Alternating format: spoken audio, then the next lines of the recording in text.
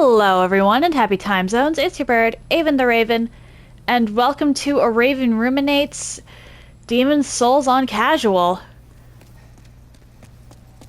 So, to start things off, this right here is why you literally can't go back. So, that's why I wanted the dragon gone.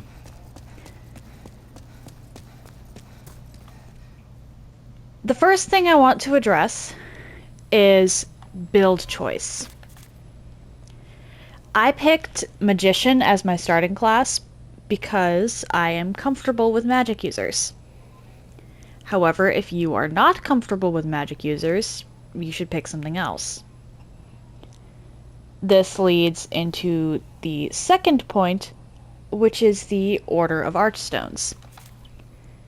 Now, in my case, I almost always want to do Latria pretty early on. Mages should all want to do Latria pretty early on. However, if you're doing a more dex-focused build, you're going to want to do Shrine of Storms. If you're doing Faith, Valley of Defilement, and for Strength, Stonefang Tunnel. Well, actually, Stonefang Tunnel you should do pretty early on regardless because of Ed and Patches. Though I suppose you can find Patches in Shrine of Storms too.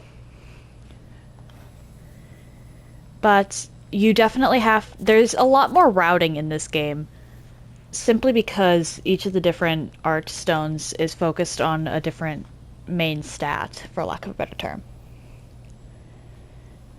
This leads into the third point, vital NPCs.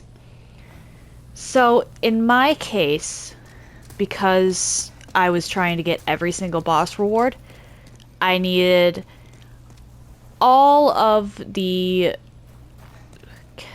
spell merchants, plus Ed, plus Patches and the Singing Woman in Latria. Patches and the Singing Woman in Latria were specifically to restock up on grass and magic replenishment items. Patches in particular is a vital NPC no matter what. Ed's important if you want to do anything special with your weapons. The magic teachers, those are vital if you plan on delving into the magics, and the same goes for the Singing Woman in Latria. The fourth point is taking note of enemy weaknesses. So I have equipped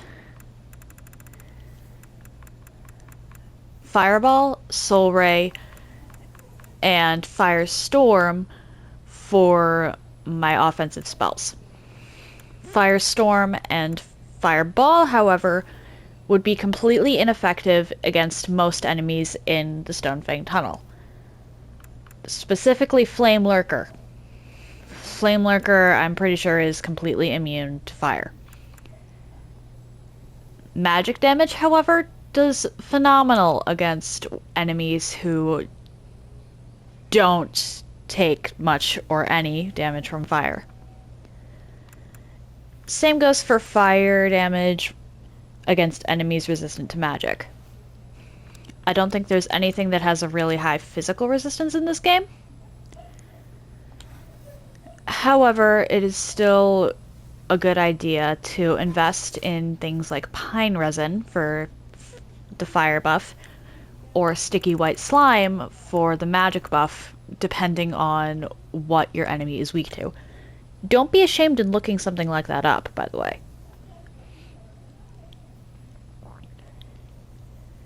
And the final point I want to address regarding Demon Souls on Casual is priorities. As a mage build, I prioritized my spells, specifically sorceries, then miracles, and then weapons.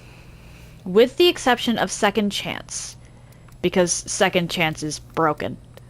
That revives you at half HP. That is a completely broken spell. And Firestorm I waited on because Fireball is more universally useful. However, if you are someone who likes to wield big, great swords, and you wanted to give, say, the Northern Regalia a try, you'd have to wait until New Game Plus. But you would also want that quicker.